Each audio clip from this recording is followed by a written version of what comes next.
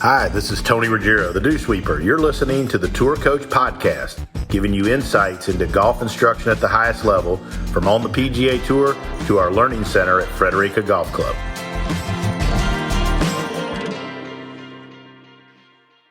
All right, another edition of the Tour Coach here in the car with my dog Chip Shot, cruising down for the holiday weekend. Thought I'd catch up with a great teacher, one of the great teachers in the game, Golf Digest Top 50. And he's making a huge name for himself with the way he teaches and the science behind it and all that stuff. We're going to get into it. Michael Jacobs. Michael, what's going on, man? I appreciate you. And I know you've been slammed. We've tried to do this a couple times. That's a good thing for a teacher, right? To be this busy. Yes, indeed, Tony. Thanks for having me on. Sorry, I've been trying to get on the show for a while, and a little rainy afternoon, so finally have the time. No, it's great. It's great. And then, we had tried to connect a couple times, and then what I really wanted to pick your brain on, I'm always fascinated by when somebody works with somebody and all of a sudden they start having a bunch of success. You've done some work with Padraig Harrington, and I saw him at the PGA, actually. I was over there, Brandon Nice. Hagee, and played phenomenal. So I'm curious, and I think this applies to anybody that comes to you. What was the process that you went through? Where did you start with him, and kind of take us through that? I'd like to hear, and I think, we get a lot of teachers that listen to this podcast, I guess. We get lots of notes in, and so I think it'd be great for those that are listening to us and trying to learn. What was the process you went through, and where did you start, and take us through the whole story? Yeah, sure. So over the winter, I believe it was in December or so, I got a phone call asking if I would take on a new client, and I said, sure. I said, who'd you have in mind? And they said it was Padraig, and he was intrigued by my book, Science of the Swing, and my videos, and he's always in a quest for speed, and some of the things I can't really talk about, but just to give you a little synopsis. But the big thing in his game was he could go out and have anywhere between 20 mile an hour difference in his ball speed on any given day. No way. Driver. Yeah. So that's about all I could say about that. But so, with the science of the swing and all the things that we do, I think that everybody was hoping for a little adjustment with force and torquing the club and all that. And then, I met with his coach at the time, and we got together and we discussed the swing. And then I guess the coach was impressed, and he said, we'd like to put Padraig on the next call, and I'm going to let you guys take it from there. And then we went from there. So he came to visit a few times and worked a lot with video when he was, stuck in Ireland and stuff. And he's a hard worker, and it's been, it's been just about a full rebuild. So it's been fun. It's been fun. He's a hard worker. He's great to work with. And it was great when he comes to visit here. I'm at on Eastern Long Island, which is a public course, and he feels right at home at the public course. And he's standing in the pro shop, people walking in, looking at him, they're like, "That guy looks familiar," So it's kind of fun. Yeah, that's a cool place where you teach. To be able to have somebody like that is he's a great player. He's a great guy. So let's talk about what do you have going on with the software. I haven't had you on the podcast. You've been on my radio show a bunch of times, and we've talked about so many things on the radio. But with this for the podcast, and especially since there's a lot of teachers and people that are really into the golf swing, and let's talk about some of the things you're doing with Jacobs 3D out there. Sure. And some of the things that it's helping you find out and expose, or that maybe some things, Michael, that you wouldn't have known, or there was no way to know if you didn't have the 3D software and that type of stuff. Yeah, so we get the opportunity to work with Dr. Nesbitt, who's a genius. And so what we did was we officially completed the whole full body program. So most people are familiar with stuff that we talked about in our club analysis. Now we have the whole completed full body. So we have everything that's basically going on within the body. And Dr. Nesbitt and I just submitted a paper for publishing, which is kind of unique. And I'll give you the best, quickest way to think about it is studies have been done about the human body rotating. Like, for example, it's common for some scientists to do a paper on, let's say, a diver in the air and how their body's spinning around in the air, and trying to figure out ways that you could configure your body to maybe turn faster or turn slower. But what's never been done is somebody standing on the ground and using ground forces to continue to add torque to the system. When you're looking at a diver or you're looking at a gymnast doing a somersault in the air, that's called torque-free motion. So that's a little bit easier to kind of calculate. But when the golfer is using the ground and putting more torque into the body, and you're trying to analyze how the body's handling that and are there ways to manipulate it, that's what Dr. Nesbitt created, and that's what we published. So that'll be coming out. I mean, there's 3 really good, interesting findings in there.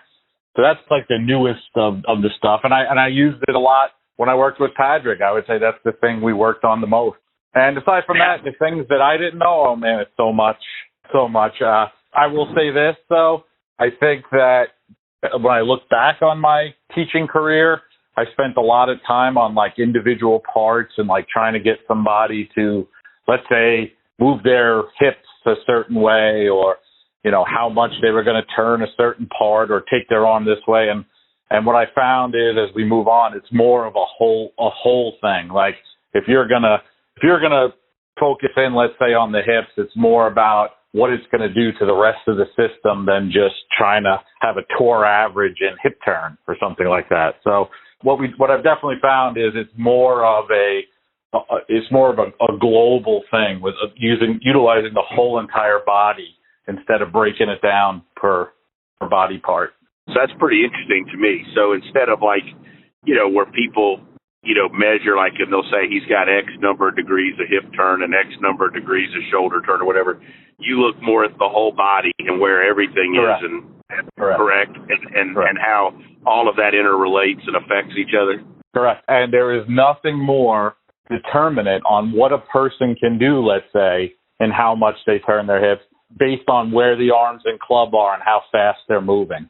So one great thing that Dr. Nesbitt did for me is he mathematically removes the club if I want to just analyze just the spinning body, and then the club gets put back in so I can see what effect the club has and doesn't have.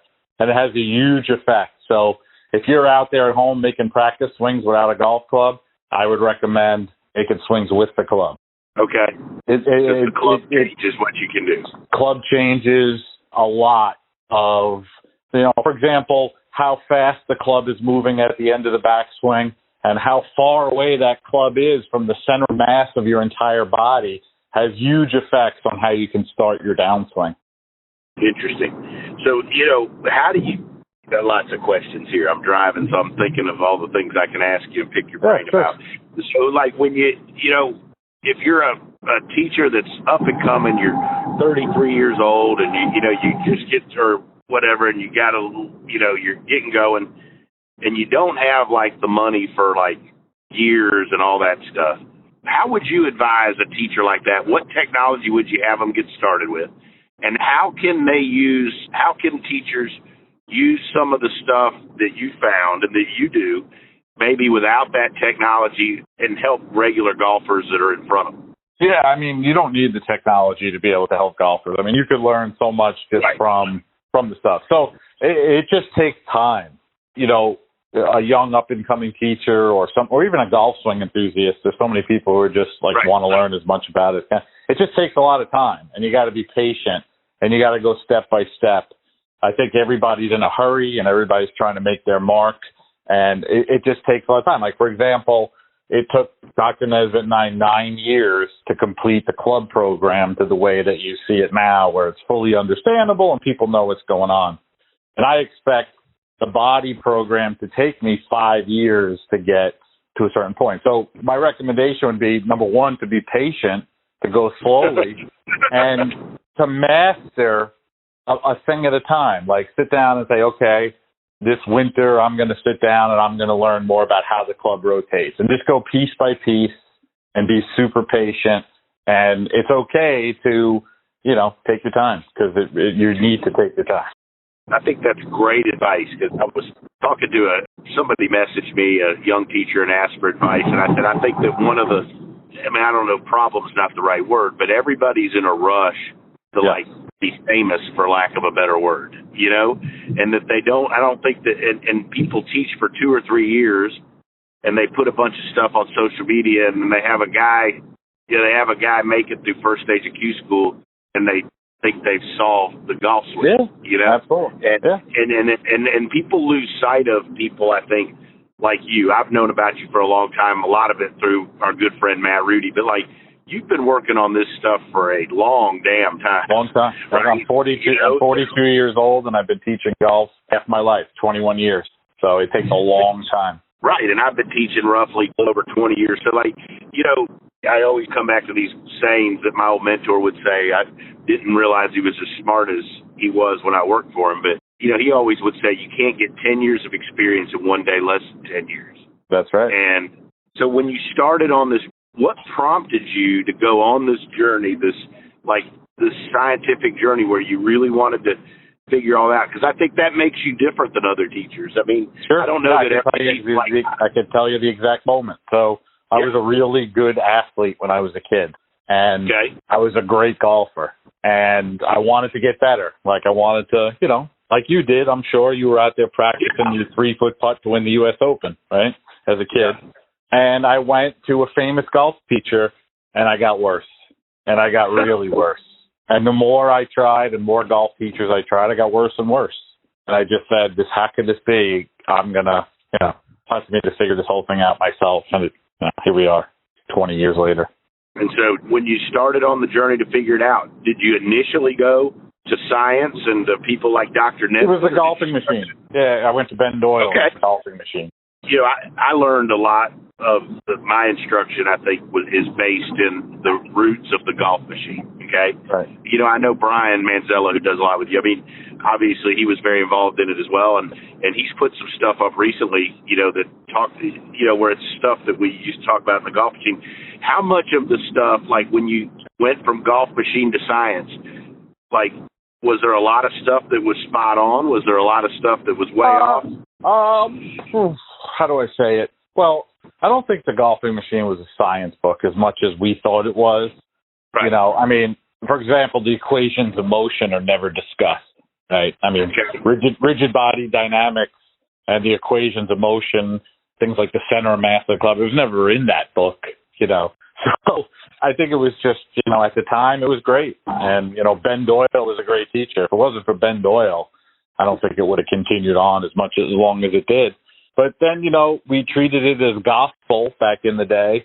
And then as time went on, we adjusted, you know. We saw that golfers weren't hitting down on their drivers anymore as the driver head got bigger and longer. And golfers weren't keeping a flat left wrist and sustaining a line of compression. And we adjusted, you know. And some people, you have to be willing to adjust, you know. I mean, even stuff recently, like originally, I presented my club stuff in a real simplified way, and then I adjusted to a more complex way in my new book, and it was an adjustment. So it's always, you know, you always have to expect that 2 or 3 years from now you're going to be doing things differently, and that's progress. Yeah, and I think that's the mark of a great teacher, too, one that embraces change, right? I mean, Absolutely. The game's obviously evolving. And again, too, one of the other things that I wanted to talk and point out is, like, you know, you listen to people get in these pissing contests online, right? Yeah. And it's like everybody's got to be right or wrong. Yeah. And, you know, and they start doing that, too, towards the golf machine. And, like, I always looked like golf machine was, like, at the time, it was the best we had, right? I mean, that was some of the best information that was out there. Yeah, like, it was at the time. It's all relative to the time. Right, like you can't be critical of those people when they didn't have access to 3D data like you have. No, like Dr. Nesbitt always says, double pendulum 2D model in the 60s and 70s, like Search for the Perfect Swing. At the time, that was a big deal to be able to figure that out. But you can't criticize that because they didn't have a motion capture machine 30, 40 years later. You know, that's just the way it goes. Yeah, there's all kinds of quibbling in golf, and like one of the big arguments now is, can you push on the back of the shaft in the downswing? That's like the big argument now. We say you push on the back of the shaft, yeah. And the chances are in modern golf, you push on the back of the shaft, and whatever you did to push it is probably there's still some push left. It might not, you can't be adding push, but I'm sure you put enough push in to where there's still some push showing, and then there's a whole nother action of golf science that says you never push on the back of the shaft. You only pull away the back of the shaft. So that's the big debate at the moment. So what would be the opposite of what you talked about first, the pushing on the back of the shaft? What is the other side trying to say happens? The other side says that you pull away the back of the shaft. So the whole time you're bringing the club down, your right hand is trying to take it in the backswing direction. Huh. So like the old famous Ben Hogan, wish he had 3 right hands halfway down. You know that little toss that everybody felt? Yeah. The little toss you feel halfway down with a little, in your right hand, and you see the right wrist going through flexion and extension. All the published works of the other side would say you can't look at the motion of the hand. You can't look at that. The club is being reversed by the golfer. So it's counterintuitive. Yeah, that's very counterintuitive. That's the whole argument in golf. That's it right there. We say that, we know for a fact, somewhere along the line in the downswing, you push on the back of the club, the back of the shaft, and then whatever push you had, chances are there's still going to be a little bit present. It's going to be less, but there's still going to be a little present. And that's the whole, 6-year argument in golf. It's as simple as that. So you boiled down that whole pissing contest to what we just talked about. I've been saying that for 5 or 6 years, yeah. I gave a whole presentation at the Top 100 thing proving that there is still some push on the back of the shaft. When you see Bryson DeChambeau, slam a club off his back, where he's hitting a 300-yard drive. Yeah, it might look like in the hitting area his hand's coming off the club, but somewhere along the line in that downswing, he pushed hard on the back of the club, and some of that push is still present at the hit. It wouldn't slam into it back on the other side if it wasn't.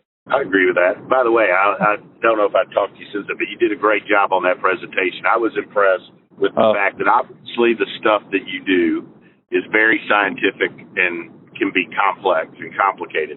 But right. I think that's the art form to be able to stand up there and explain it in a way that most people could understand.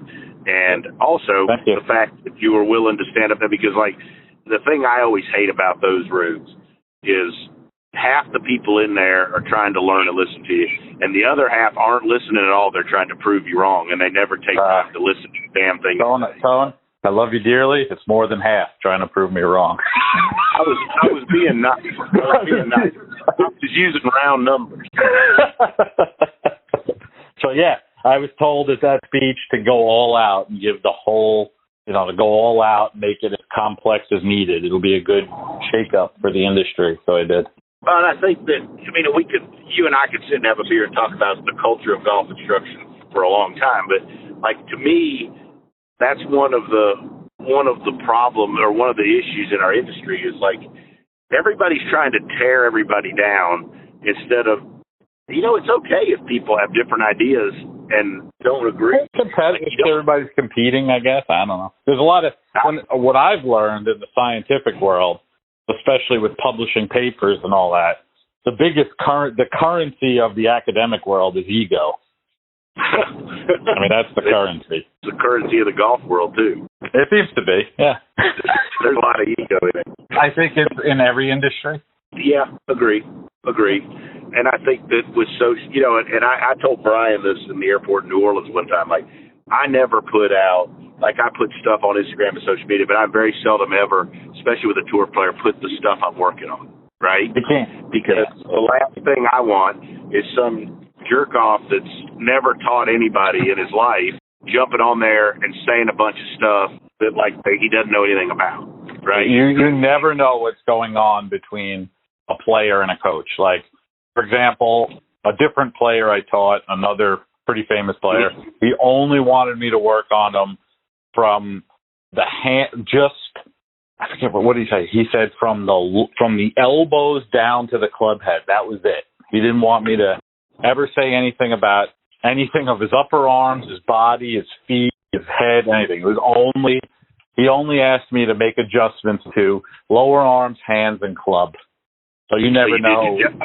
Right. Hey, if that's what the guy ordered, that's what we did. I think it's crazy to ridicule or criticize teachers when you don't sit in on the instruction, right? You never know what's going on between a player and a coach. Right, especially with tour players and good players, right? By nature, they're weird, right? Yeah. And they have feels and they have preferences, and sometimes sometimes they want to go back to something that isn't what we would necessarily prescribe or prefer, but I mean, that's our job, right? I mean, they're our clients. Yeah, so here's a perfect example. Great player, played 19 major championships, one of the best players in New York in a long time. Won several New York State Opens, Met Opens. Came last week, wanted me to give him a checkup before he went to a big series of tournaments, and over pushes on the back of the handle, handle dragging type thing that everybody talks about. Way over pushes on the back of the handle. Needed to definitely feel more release, more flexion and extension in the right hand, left hand going through the hip. He knew that. He understood what I was saying, and he said, there is no way I could go on a golf course and try to do that. He says, I can't. I won't play. I said, okay. So then we settled in on, he just felt like instead of pushing on the back of the handle, he was just basically going to keep the club more between his arms and just do less pushing, but with the same wrist action that he had. He shot 4 under the other day and was a medalist in one of the qualifiers for a big tournament around here. So, I mean, he's a great player as it is, but there's a perfect example of modifying. People might go out, watch him play golf, video his swing, and then maybe like, look at this. Jacobs taught this guy, and look how far his hands are before the hit. Look at that. He's pushing on the back of the club, but, that's what he said he wanted, and we modified. It's different than people think. Because we can't ever forget that, especially when you're dealing with good players, they're a tour player's already been good. They're already great, or hell, they wouldn't be a tour player, right? And correct. You go and, I mean, they've got to actually be able to do it when it counts, and they got to be able to find it, right? And so you got to be careful. I think that's one of the things I've learned is how careful you have to be with great players, really good players, with the information you give them. And like you're saying, you obviously have this great depth of information and knowledge, but you're careful in who you dispense it to and how much, especially if a guy's going to tee it up in a tournament the next day. Absolutely.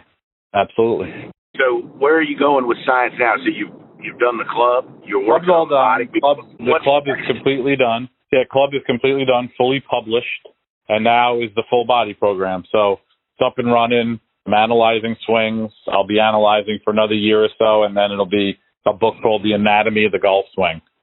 So when you analyze swings, 1, how do you collect them? And 2, what do you do, and how long does an analysis of a golf swing take for you? What type of stuff? Don't give away all your trade secrets, but for the want to know how it goes. Optical motion capture. That's the only way you can do it. You have to have. I mean, it's got to be down. When you're getting into the derivatives, so you have the position of the marker on, let's say, the club or the body, and then you have a change in that position, and then you're looking for a change in velocity. It has to be real precise to get all the way to accelerations. So optical motion capture for sure. I kind of planned ahead with the whole teaching versus researching. So whenever Dr. Nesbitt programs for me, we make several versions of it. So I have a student version, I have an ambassador version, and I have a me version, Dr. Nesbitt and I version. So student version is maybe 15 or 20 things will pop up on the screen, basically what the student, what I would take the everyday student through. And then there's an ambassador version where it's all right, maybe if Tony came up and we worked on the swing and talked about golf swings, would be more in depth than the basic, and then the full one. So, the student one, you can get a lot done in an hour. Yeah. In an hour lesson, you get a bunch done. The ambassador one, probably 2-3 hours. And then the one that Dr. Nesbitt and I use could take 3 days to go through a whole swing and really, see everything. Yeah, it's pretty intense. So to get all this and to move, to finish it, to go to the book, how many swings do you have to look at to know that to be where you're comfortable with it? Well, the good news is I've had the motion capture system since 2013, so all the swings have been collected. Okay, so, perfect. Yeah, I mean, we capture new people still, obviously, but, the swings have been collected. So what we've also built into the program is every time a swing gets run in the back end, it starts pouring it into data tables and builds averages and all that. So it's a well thought out thing. So I don't think it'll take as long as you would think to come to some really good conclusions. So now I'm going to go back to, as we kind of move towards the end of this, for that instructor I brought up that I use as an example, yep. and we're starting out, What would you advise a young instructor to obviously be patient? I love that. But like, what technology would you advise them to start with? And how would you advise them, to progress as an instructor? What steps would you guide somebody like that to go through? Well, I mean, a lot of teaching. All the information in the world, doesn't replace the years you spent or I spent out there just grinding out a living, giving golf lessons, You Right. get a sharp eye, you start to learn what works and what doesn't work. And, you learn a lot about people and all that. You can't bypass that, obviously. And it's just, reading more about how the human body works is always a good start. And, the science of the swing is a good start for movement of the club. And just, you just got to keep trying harder every day. It's just, it's not an easy thing. No. And again, I think you hit the nail on the head. And I talked to a teacher earlier too. Like the best thing ever happened to me was I taught and I got a break to teach at a beach resort where I just had a bunch of people coming all the time. Right. Right. And you got to teach all shapes, sizes, abilities, whatever. And you got to teach the person in front of you. And there's no replacement, I don't think, for when you get started for teaching a bunch of lessons and trying to figure it out. Absolutely. Without question. Michael, great stuff as always, man. You're a treat to have on. And I do want to get up there. Just talking to Matt not long ago, I want to come up and go through that and sit down with you. I learn way better myself one-on-one where I can hit balls and pick and ask questions and sit in a seminar because I start glazing over thinking about the wine I'm going to drink later. But you are welcome anytime, my friend. Anytime. Awesome. So, hey, keep up all the great work and fighting the good fight out there against the other half of the room. And I appreciate you sitting in with me, and I'll look forward to catching up with you soon and probably see each other at Pinehurst in November for the Golf Magazine thing, if not before. You got it, Tony. Thanks again. Thank you so much for listening to this episode of The Tour Coach with Tony Ruggiero. If you enjoyed this, make sure to hit subscribe, Apple Podcasts, Spotify, wherever you are listening to this podcast. You can stay up to date because we have weekly episodes coming your way with fascinating people in the world of golf instruction at the highest level. Make sure to subscribe and stay tuned. If you want to learn more about Tony, head over to dewsweepersgolf.com to get all the details on what he's up to. Maybe you want to see him, grab a lesson, or go to one of his camps, pick up his book, Lessons from the Legends. You can do that there. If you want to see Tony in action with some videos and other content, head over to golfsciencelab.com/Tony to get more info there. This episode was powered by the Golf Science Lab and was edited, mixed, and produced by Just Hit Publish Productions. As we go into year 2 of the Tour Coach, it wouldn't be possible without the support of all our sponsors. And I've had some great ones. And one of the things that I'm most proud of in my career and in my business is the fact that all of my relationships here and all these sponsorships have been long withstanding relationships, haven't jumped from sponsor to sponsor and manufacturer to manufacturer. And I've always prided ourselves in special relationships and when people work together, support each other, and we've all put out great products for the benefits of everybody else. So I want to give a special thanks to these folks that have been with me for such a long time, and that would be the folks at Srixon, Cleveland Golf, and Zexio. Couldn't ask for a better manufacturer to be aligned with, and not only do they put out great product and great support, but they're first-class people, and they believe in what we're doing here on the Tour Coach and with the Dew Sweepers, and also Vineyard Vines. Ian, Shep, TJ, and all the folks at Vineyard Vines.